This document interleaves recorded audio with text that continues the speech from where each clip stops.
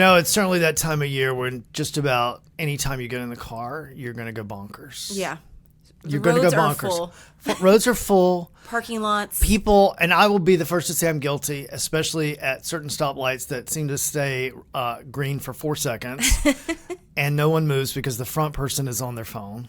Yes, I've been known to honk. Yeah, I get heavy-handed with the honk, with the horn this time of year. I try not to be too aggressive because we don't want, to escalate the situation. Right, you never know who's in the other car. The slow driver in the left-hand lane on the interstate. Uh-huh. All these things. But I do the thing where I drive and I try to take a peek at what they're doing in there. Like, why aren't they driving right? The guilty look. Yeah, the shame on you. But I also don't want to be chased down the street by anybody, right. But we really can't do a thing about that. No, we can't. But there are things we can do things about, like roads, highways, and byways, and all things included. Judith Rotana, here with me today. Hey, everybody, I'm Russ Bowen, and this is Judith Rotana. Hello. Hey, Judith. You have now taken the reins of something that has been successful in the past, and we've sort of relaunched it. Mm-hmm. And you've gone head on, for lack of a better term. Full speed. Full speed, Do not try this at home. Yeah, no speed bumps. With what's driving you crazy on the roads, right? Mm-hmm. So why did we relaunch this? Why'd you want to do it? What's behind the whole point of what we're doing? So I think at the end of the day, everybody wants to be heard. And so part of what we do here at CBS 17 is taking people's issues and try to find solutions or answers. And this is the perfect way to do that. It's kind of, putting out a call to the public to ask what is bothering you out there, what's annoying you, what's just driving you crazy, what is something you just want answers about. And so that's why I wanted to be part of it. I love the kind of story where I can kind of dig in and find the answer or get somebody a solution. So that was kind of the perfect way to dive in. And we've had a lot of success with it so far. A lot of folks reaching out about all kinds of stuff. So it's not just like, let me show you the problem and we do nothing about it. You really try to get to the bottom of it with a solution for people. Right. And I think the issue is a lot of people out there have a problem and they don't know something can be done about it. They don't know who to reach out for. Even for us, it's complicated trying to figure out who the right person is, or we go in circles. Right. You don't know if the street is owned by an HOA or by the state or by the city or county. So it can be hard. And the average person doesn't have time to try to track that down. But that's part of our job here. So that's why I wanted to do that. How long does it take for you typically when you start filming and you show the area and then you make the phone calls or send out the emails? How long on average does it take to kind of get to some level of resolution? It depends. There are some stories like one we'll talk about today where I reached out to the city and that issue was fixed within a couple of days. And there are some where I'm still trying to get some response and trying to get some answers. So it really depends. It could be a couple of hours or a couple of days, just depending on the time it takes to track down who is in charge of that particular issue. So you talk about, one of the ones you want to talk about today, one of the more successful ones, I guess. We picked 3, right, since you relaunched. So hidden school zone signs is the first one we're going to talk about. And it can be hard to see them because, I don't know, trees haven't been cut back, or there's a great big truck in front of you and you can't see it. Right. All kinds of things. So I'm going to roll some video of that, this particular story that you did and followed up on and got a result. And so tell me a little bit about this one. So this was one of the first ones we did. Somebody reached out and said, hey, I live in a new neighborhood in Wake Forest. There's a middle school that's just off the road. So if you're not familiar with that neighborhood, you wouldn't even realize that there was a school there, but it is. And there are some school zone signs here, but because the trees are so young, they haven't grown past the sign. So a lot of those school zone signs were being covered by either young trees or maybe overgrown trees. This person was saying that even the school zone signs painted on the roads aren't very visible. We went out there, and at first I thought, well, I think you can kind of tell it's a school zone, but then we went around to another side of the neighborhood and we could see that it's until you're in the school zone, you don't realize you're approaching one. And by that point, it's a little bit too late to slow down. There are already kids on the road, kids riding their bikes. Right. So that's one of the ones where I reached out to the town and said, hey, were you aware of this issue? And they actually were not. So they said, we'll have somebody there in a couple of days, take a look at that. So they not only cut back the trees, but then they also moved some of those signs. So And that was within days. that was within days. That's I think incredible. I reached out to them on a Thursday, and by Monday they'd already been out there marking where they were going to put the new signs out, and then by Wednesday it was all resolved. So what city was this one? That was in Wake Forest. Wake Forest. So they were that real was- quick to get back. They realized the problem. And I mean, public safety certainly a big deal. For, in those especially school around zones. schools. Yeah. And we looked around and there was a lot of kids who walked to school. We talked to some parents who were out there that said, my kid's getting older, but I still don't feel comfortable with them walking to school because people aren't slowing down. They're not realizing Right. it's a school zone. And, some people are going to speed regardless, but if you can maybe stop a couple people and make them realize, hey, this is a school zone you're approaching, then we hope we can make it a little bit safer out there. So is this an example where someone called you, emailed you? How did you get a tip on this? So this was an example of somebody emailing in. And they told us the area, what was going on there. I talked with them a little bit and went out on our own. And at first, this person wasn't super comfortable with being on camera. Yeah. They just wanted to let us know there was an issue, but there are plenty of parents out there who were willing to go on camera. Sure. And then we went out there again, and he was happy to go on camera and thanked us for solving it. And he still thinks the signs are a little too small. He's a little bit of an older gentleman, so he needs a little bit bigger font. Right. That's maybe something we can't do anything about. But Well, sometimes it is about compromise and what's doable Yes. quickly. Right, and what the town can fix now versus maybe what they need to consider later down the line. I think you brought up a really good point too. The person who emailed you was a little hesitant to go on camera, but the best way to tell a story is humanizing the situation, right? And Right. and if a city official sees or a county official or DOT sees someone talking about this and realizes, oh boy, we need to really pay attention to Mr. or Mrs. Johnson, maybe they feel enough compassion at that point to really get moving. Yeah, I think when you put a face to an issue, when you put a parent on camera and you get out there and you're seeing the video of the kids crossing the street and cars speeding by, I think that does make a city official or a city planner consider the issue maybe a little bit more seriously instead Sure. of just getting a one-off email from somebody complaining about a sign. Now they're Right. able to see that people out there really do think it's a problem, and it really is something that should be addressed sooner rather than later. Well, and I would imagine from a PR standpoint, with these individual, towns and cities and counties and the state, that the last thing they want is for this to be made known on, social media Right. or on television Yeah. or on our website, and nothing gets done and somebody gets hurt. Right. And That would not be good. Yeah, and I think that's one of the things that makes this successful is when you bring the issues to a city official, they do see that and they go, well, even if we don't think it's a big deal, we don't want anyone to get hurt or we don't want the bad PR, so let's just kind of get ahead of it. I want to talk about this next one. I just want to laugh at what we call Illegal this. dumping. Illegal dumping. And this has nothing to do with porta potties. None. Not at all. So this was Or backed up, anything. No, this is maybe backed up city services. Okay. But That's maybe, I like what you did there. but Nice not segue. Backed up maybe in your restroom or something All like right. that. I'm going to show the video what you're Okay. talking about. So talk about this. So this was another one. This was a story that was actually the issue resolved in just maybe an hour An or hour? two. Yeah, somebody reached Judith out and Ratana's said, on the phone. Let's get out there. Yeah, somebody reached out and said, hey, I live down the street and I drive by on my way to work and there's just trash everywhere. People dropping off, construction materials or furniture, tires. I saw tons of tires out there. I'm looking at it's terrible. It was awful. I couldn't believe it. And this isn't like it's some corner. This is really close to NC Central. Mm-hmm. So this is a pretty well-traveled road.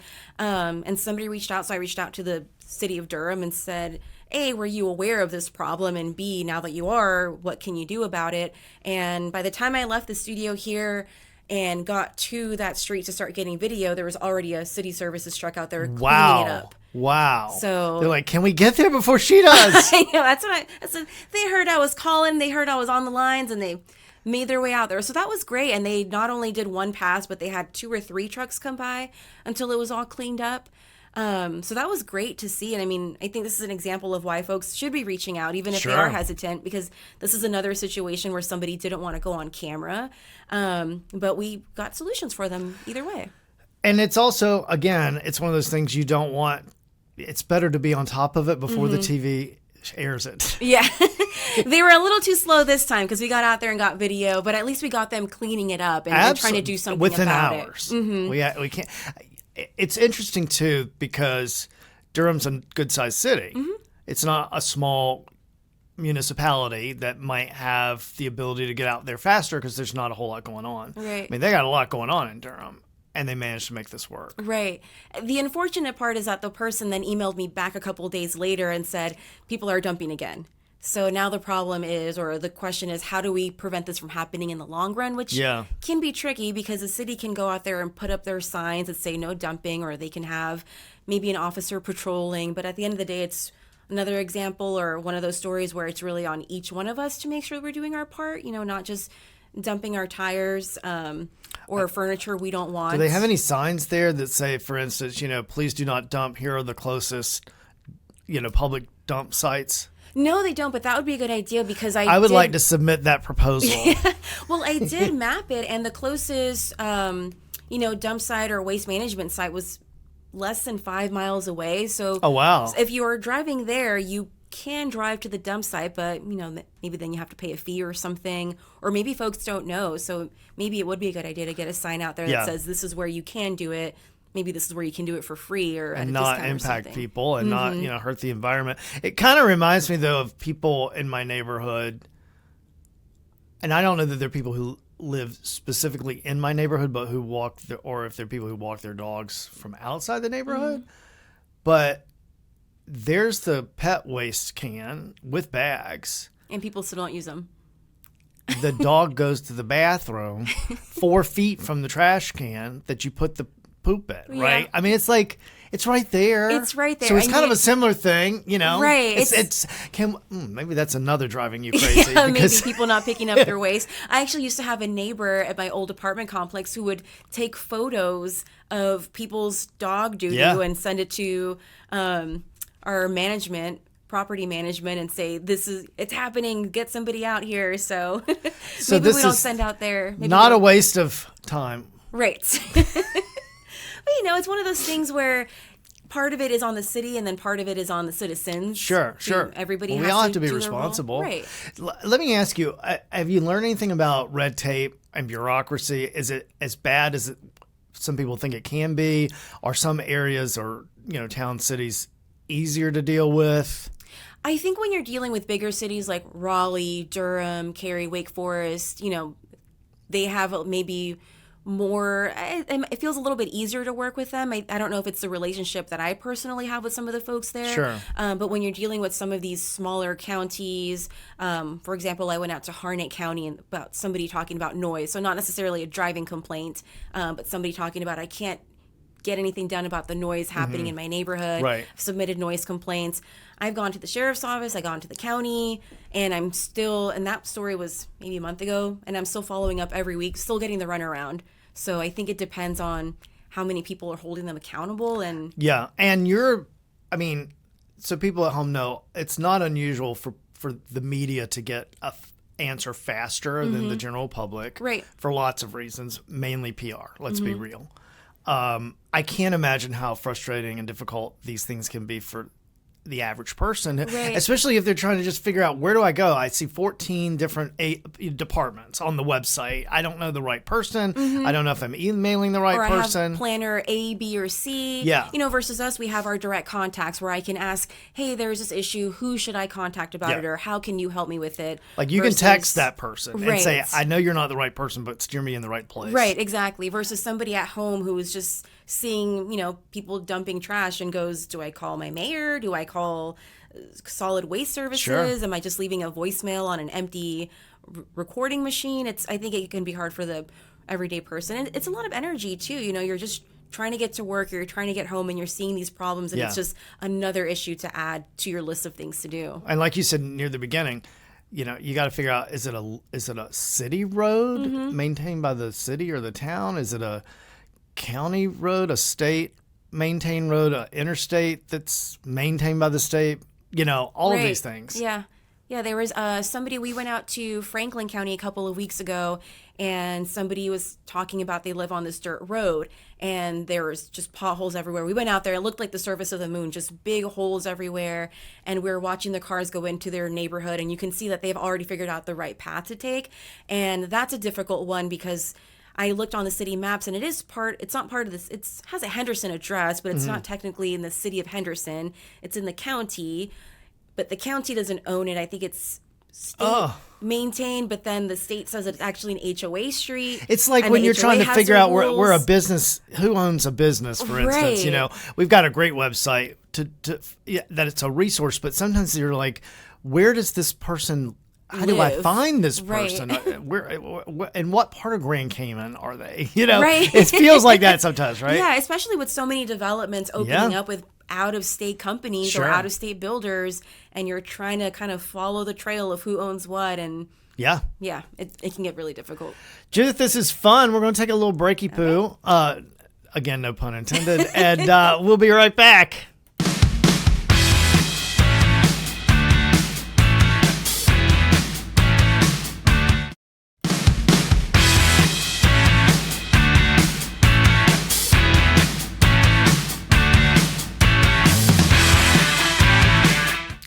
Hey, Judith, we're back. Hello. Did you have a nice rest during that commercial break? I did. I got a sip of my water. We must stay hydrated even in the winter. Right. Do you use a humidifier at home? I don't. I just bought 2 new ones. Is it helpful? Very. Oh, my gosh. I of course, we're showing video of yellow left turns, but I want to talk. This is still really important. Yeah, it's still relevant. I have one that I run at night near, in the bedroom, and it helps me and my dog. Like, it helps his skin, mine, and like, you know how you get a dry nose and throat this time of year because there's just not as much humidity in the air and where you run the heat.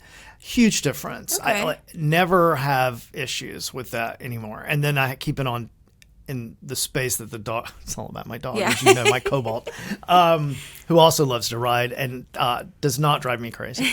And I keep in the living space too because it does make a difference. I know a lot of singers use them, or I used to have a roommate who was in a choir, and she used to sleep with one. Oh, sure, yeah. It just helps keep think about how much you and I talk, and we do it for a living, and we don't stop. That's why we don't want to talk when we leave. Like, just want to sit in give silence me an in hour, the dark, please. But it's important, keep that hydration going on. Right. Yeah. All right. So, flashing yellow left turns. So let's talk about that a little bit because I know where I wish there were some. Right. But what was this story all about? So this story, somebody reached out and said that she drives out of her neighborhood every day. She says they put up a new traffic signal with a blinking yellow light. And she thought, well, great, this will be a blinking yellow, and then when it's time for me to go, maybe it'll turn green. Right. But she says it never turns green. It just blinks yellow or goes to red. And what was interesting about this one is that I knew exactly the intersection she was talking about. Where is this? Edwards Mill Road? If you're familiar with Edwards Mill Road, there is the before you get to Dur Raleigh Road, there's that Harris Teeter and the Char Grill. This is that intersection by the Walgreens and the Char Grill, Wells Fargo area. Humphreys, it looks like. Yes, right? Humphreys and Ed. Yeah. Did they forget to finish that sign? Is it Ed I think it's just Ed. It's just Ed Street. That's so funny to me. Eddington? Just Ed. Just a guy named Ed. And I've driven through this intersection lots of times because I go to the Harris Teeter there for my pharmacy. Had never noticed it. So this is something even I never saw, but I reached out to the city, and the city actually came back and said, yep, that's the way it's supposed to be. It's supposed to be a blinking yellow. And so this person was saying, well, if it's supposed to be blinking yellow, isn't that just the same thing as not having a blinking yellow?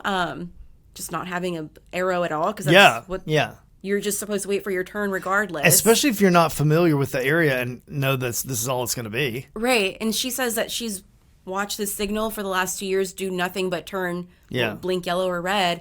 And so that was one where we couldn't do anything about the blinking yellow, but we did tell the city, hey, this person is also concerned that not enough cars can safely get through during the timing of the light. Sure. So the city actually said, we'll check on the timing and we'll check the traffic volume. And they changed the timing. So hopefully more people can get through during that blinking yellow. How long did that take you to get fixed? So it's unclear if they were already working on that. They said they had gotten complaints about that before, but maybe you gave them a little nudge. I think I gave them a little nudge. I think I asked them the question the day before, and by the time the story aired the next day at noon, the timing had been fixed. I'm going to go back to PR again, right? Well, I think it's PR, and I think this is another one that happened in the city of Raleigh. So another like direct contact where somebody there can kind of, it's just easier to figure out who's in charge of what. Yeah. And the city has a great system where you can see where complaints have been placed. So we could see that this isn't the first time somebody has complained about that light. So that was an interesting one where we weren't able to fix every problem, but at least we were able to help.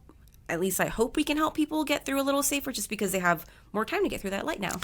So do you think that they're out there faster to fix these problems when the cost is nil or not much, as opposed to trying to find the money to fix it? I think so. I mean, something with a traffic light, you just have to sit there and I think count. I mean, I don't know how they do it, but I imagine they just count how many cars go through, how long the light is on, and they can adjust that lighting. Yeah. For something like the Durham story where they already have these trucks going around cleaning stuff up, it's just a pass that they have to go through. So I think it is easier to fix those things when you're talking about maybe installing a brand new light somewhere or completely changing an intersection. I think that's where it gets a little bit tricky. Or, I talked about this Harnett County noise complaint where that's where the rule is that there kind of is no rule. Yeah. It's kind of hard to do something about that. Sure. Do you ever hear back from the people who asked you to do something about it, and do you reach out to them and let them know it's done, or do they wait and see it on TV, or others see it on TV and they get back to you? Do you hear from them? I usually it's a little bit of a mix. I usually email them the story that we've aired, or I'll email them the next day and say, hey, this is another response that I got from the city, or here's another update. And so I think folks appreciate that because, again, not everybody has the time to be hounding the city or hounding whoever's in charge of an issue. Or on hold for a long time. Yeah, or clicking around a website trying to figure out what's the right page or email address to click on. We did a story about people not using their left turn signals.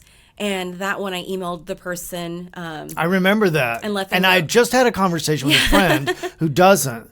Right before that story aired, and I was telling him, this is illegal, and it can also really injure someone. Like, you can get in a bad wreck, if people aren't aware. And a lot of cars these days have the noise, the little bit. You can hear it. Yeah, it'll go beep, beep, beep if someone's in your blind spot. So those signals there are lots of reasons to use them. Right. And the law. And it's the law. Yeah. So after that story aired, I got tons of emails from people saying, like, this is just as frustrating to me. Thanks so much for, airing this out and letting people know, because we can't force everybody to use their turn signal. But if you can let somebody know, hey, this is illegal, and other people would appreciate it, maybe that'll change somebody's behavior and maybe avoid some kind of traffic accident. I did have somebody email me and say, not only is that annoying, it's even more annoying when they have their turn signal on, they turn and they forget to turn that signal off. So that for the next mile, you think they're turning left or right something. It's true. It's another one of those where you hear the clicking in your car. Like, is that not annoying to you? But it's sort of like, you get in that zone. Sometimes you're driving, you're safe, but you're not 100% present. Right. For whatever reason. You're just not hearing it. Yeah. Sometimes I get home and I go, how did I get here? Did I actually stop at that stop sign? Judith, I think you might need to make an appointment. I know. Sometimes you just zone out. You're just so used to being on your routine and your everyday route, and maybe you forget to turn that signal on because you're so used to making that turn, or you just know everybody knows I'm turning if I'm in this lane. Well, no, they don't. Not necessarily. So I think it's important for people to realize, like, you've certainly done stuff around the Raleigh-Durham, Wake Forest, Chapel Hill area, but we have a massive, reach with CBS 17 News. Our channel reaches lots and lots of counties all around central North Carolina. Yeah, from the Virginia line all the way down to Cumberland County.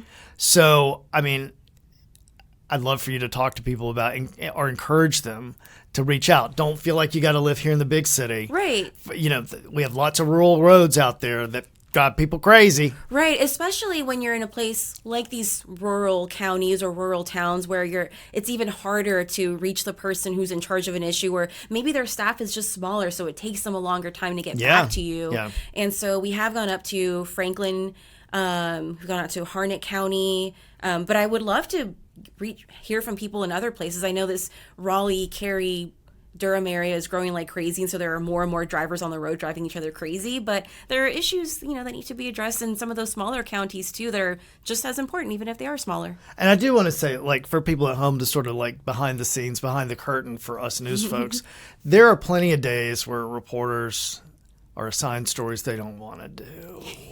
They just don't want to do it. And they know there are going to be roadblocks. They know it's going to be hard to get anybody to talk. It's, but they're important stories that have to be covered. Sure. But this one, you clearly have a great passion and you love it and you're getting great results. Yeah. I mean, it must feel good. It does, because we get into this industry to help people. Yeah. And so if I can help somebody with a sign that needs to be moved 3 feet over, yeah, or a traffic light that needs to be on for 40 more seconds, even those little accomplishments or those little feats or victories feel like we're doing something for the community. I mean, so many times we run stories that honestly we air and I go, does that impact anybody? Does anybody care about that? Or it's so sad. It's so sad. Or right. depressing or divisive or whatever. It just puts you in a weird mood. In a weird space. And to be able to give somebody something positive to think about. Yeah. Give somebody a solution to something in their life. And it may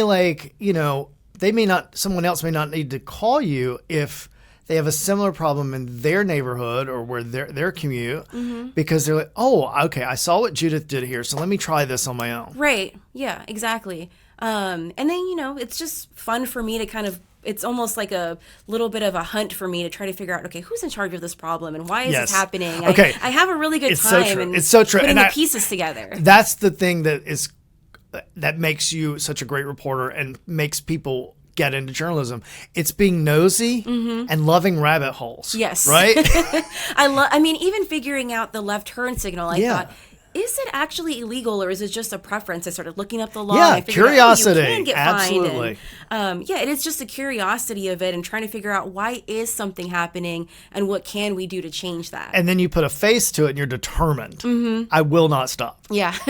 Well, just, maybe 2 weeks ago, I did a story out in Briar Creek. Somebody wrote in talking about this handicap space in front of the Petco at the shopping center out there. And it's a handicap space, and on either side are non-handicap spaces. And this is another one of those stories where it's a little bit difficult because it's owned by a private company and they have local management, but I don't think it's been really hard to narrow down who's in charge. So every week I'm following up on a previous email and I'm emailing a new person just to try to get something resolved because I am nosy and I want to get that answer for people and I want to figure out, is this something that happened by accident where maybe the lines weren't painted correctly on this handicap space, or is this something that nobody even thought about? And once you figure this out with private parking lots, it helps for the next story. Right. It helps for the next story and it helps the next person who has to use that handicap space and, makes it easier for them to maybe access a store or access services that you and I don't have to worry about. Yeah. Well, we're recording this right before Thanksgiving. So there'll be a lot of people on the road. Yes. I'm sure they'll come back with plenty of stories for you. I hope so. Even if it's just 15 miles away to Granny's house. Yes. Judith, thanks. I think we better tell people, how do they reach out to you? So they can, easiest way is to email me. The email is simple, just crazy@cbs17.com. And I get all of those emails and I can read through them, try to get you some answers. I respond to every email, even if I can't get you answers. So I at least send I'm impressed. At least hey, thanks for writing in. I'll check into this, or here's the answer to that if I already know it off the top of my head. Sure. Because sometimes it's not a full-fledged story that has to happen. Yeah. Sometimes somebody just wants an answer. Sure. And so, I respond to every email. That's awesome. Well, have a fabulous holiday. Thank you. You too. I hope Cobalt gets a good little sweet potato something. He's going to get some sweet potatoes, some salmon, and I think I might let him have a little bit of turkey because, there's always leftover turkey because it's the least favorite on the buffet. Well, you do a roast chicken sometimes, don't you? Oh, yeah. Yeah. He can have a bite. Just so as long as there's no seasoning on it. Sometimes I'll bake him his own. Just a little side chicken for him, or a little side leg. Yeah. Well, 4 legs. That you gotta treat all those 4 legs. Yeah, I mean, even my cats like to eat some of. If I'm making a sandwich or cooking, they like to get nosy and see what I'm doing. I'll give them a little piece of chicken or something sometimes. So we have really digressed, but it's been great fun, Judith. Yes, I had a great time. Don't forget, you can email Judith at crazy@cbs17.com. And, she's going to respond according to Judith. Even if you just want to say hello. Unless you're out of town. Unless I'm out of town. Yeah, then you may get an automated reply, but she'll get back to you. And just be patient with me. Exactly. Thanks for all you're doing. We appreciate it.